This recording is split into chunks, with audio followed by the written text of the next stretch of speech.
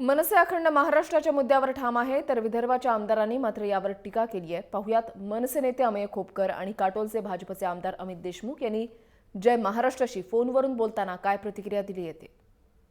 महाराष्ट्र नवनिर्माण सेनेने आज जे आंदोलन केलेलं आहे, या बीजेपी वाल्यांना जर ती गुंडगिरी वाटत असेल, गुंडगिरी म्हणायचं असेल किंवा आम्हाला गुंड म्हणायचं असेल तर त्यांनी आम्हाला गुंड हमखास म्हणा। कारण 106 हुतात्म्यांनी आपल्या प्राणाची आहुती देऊन हा महाराष्ट्र बांधलेला आहे आणि महाराष्ट्र तोंडी जर का कोण भाषा करत असेल तर त्याला अशाच गुंड पद्धतीने मला असं वाटतं की उत्तर द्यायला पाहिजे। देशमुखजी, यावरती काय, जर का उघडपणे आपल्याकडे म्हटलं जात असेल की असंच उत्तर देणार आहे, तर आता सत्ताधारी पक्षाचे आमदार म्हणून तुम्ही काय म्हणणार?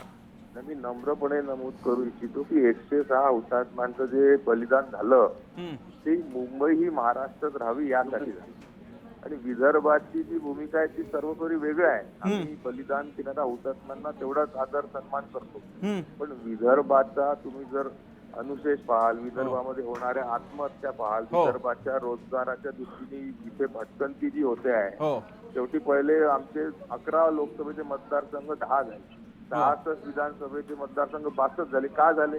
कारण की सगळी नवीन पिढी ही पर राज्यांमध्ये, पर शहरांमध्ये जाते, कारण की त्यांना इथे नोकऱ्या मिळत नाहीये। अमेय खोपकरजी, यावरती तुमचं काय मत आहे? वर्षानुवर्ष महाराष्ट्रात राहून जर का त्याचे फायदे मिळत नसतील, आजही तिकडच्या विदर्भवाद्यांना विस्थापित व्हावं लागत असेल, तर महाराष्ट्रात राहून उपयोग काय, असा मुद्दा देशमुख म्हणतायत। मला असं वाटतं की या वेगळ्या विदर्भाच्या संदर्भातला हा मुद्दा किंवा हे जे त्यांच्या काही थेरं चाललेली आहेत ना, हे बीजेपीचं सरकार आल्याच्या नंतर चाललेले सगळे प्रकार आहेत।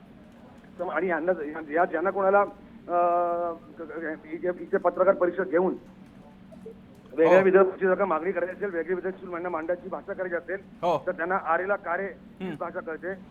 याच्या पुढचं आंदोलन अधिक तीव्र असेल, त्या लोकांचं आज ती लोक वयस्कर होती म्हणून फक्त आम्ही घोषणा दिल्या आहेत।